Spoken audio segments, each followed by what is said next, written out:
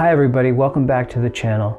In today's video, we're going to learn about one of my favorite lighting modifiers, the lantern. Let's get started. The specific lantern I'm using in this video is the Godox CS-85D. I'll leave a link to it in the description below this video if you want to check it out. In this video, we will cover the following topics. 1.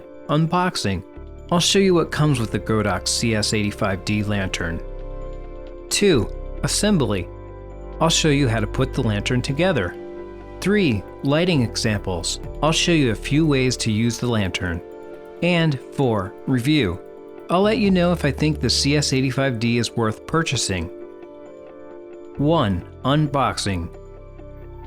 The lantern kit I bought from Amazon came with a carrying bag, a lantern frame, the diffusion material, and a 4-section skirt that velcros together. It has a black side and a reflective silver side. 2. Assembly. So you understand how the frame works, I first want to show you how to use it without the diffusion material over it. You simply place the smaller end on the floor and then push the top end down to expand the skeleton. Then hook the frame together as shown to lock it in place using the hooks. Now let me unhook the frame so I can show you how to set up the lantern with the diffusion material. First, place the diffusion material on the floor like this. The inner circle should be in the middle of the opening. Next, place the smaller end of the frame on top of the inner circle. Then pull up the diffusion material and then push the top end down to expand the skeleton. And lock it into place using the hook, as I showed you earlier. Then Velcro the black top together.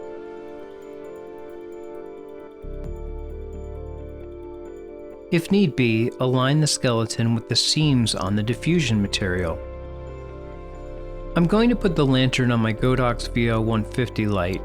I like this cob light because it's bright, can be dimmed from 0 to 100%, can be battery or AC powered, and has really good daylight balanced color.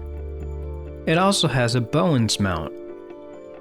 You'll notice that the top of the lantern also has a Bowens mount. So to put the lantern on the light, you simply insert the mount and rotate the lantern until it locks in place. By the way, to remove the lantern, just push in the lock on the light and twist it off. 3. Lighting examples. First, let's do a quick interview style setup with our subject sitting on a chair. I'll close the blinds in the room to greatly reduce the amount of outdoor light spilling into the room. Here's the shot without any lighting except for a lamp on the bookshelf. This lamp is known as a practical light. Our camera's white balance is set to daylight, the color temperature of our Godox light that we will soon be adding to the scene. You'll notice that the lamp's bulb looks very orange. It must be a tungsten bulb or something close to that. As a choice, I'm going to replace it with a daylight balanced bulb. I like to use the Smart TP-Link bulb because using an app on my phone, I can dial in the color temperature I want this bulb to produce, and I can dim it if necessary. It's a handy bulb to use in a practical light. Now you can see that the bulb in the lamp produces a more neutral colored light because it matches the color temperature our camera is set at. Next to my camera, I'll place our light with the lantern on it and use it as a key light.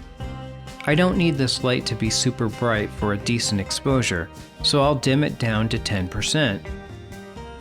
The lantern creates a nice key light on our subject. Notice the nice circular eye light in the subject's eyes.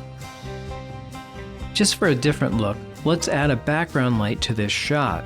I'll just use a second Godox VL150 light on a stand and have it shoot down the hall into the doorway of the room our subject is in. I'll dim it down to 10% as well. So that it's not too bright, I will pan the light off of the back wall that's visible in our shot. It's just another choice. You will do what you think looks best for the mood you are going for. Next, I'm going to add some fill light using a white flat panel reflector on a stand. You'll notice it really filled in the shadow side of our subject's face. It's a happier look. For a more dramatic look, let me add some negative fill to our shot by using a black flat panel. Notice how the shadow side of the face is darker. If I want to make the shot look even more dramatic, I'll turn off the light in the hallway.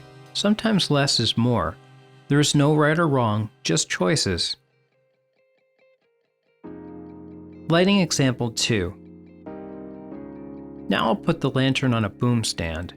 My ceilings are not very high in this room, but I wanted to demonstrate how useful the lantern is at evenly filling a room with soft, flattering light. For example, you could hang it in the center of a dining room table scene to light your actors. But let me show you how to use the skirt on the lantern to really control light spill in a dramatic way. I simply Velcro the skirt around the lantern, and then the light no longer spills all over the room. Instead, it's concentrated below the light. This would be useful for an interrogation scene, for example. Obviously, the ceiling isn't quite high enough to pull this off in a small room, but you get the idea. Review. So I enjoyed using the Godox CS-85 Lantern. It's fast and easy to set up. It can be used as a flattering light source, or even used in a more dramatic scenario. For those reasons, I highly recommend it. Well, I hope you found this video helpful. Thanks for watching. Please like and subscribe.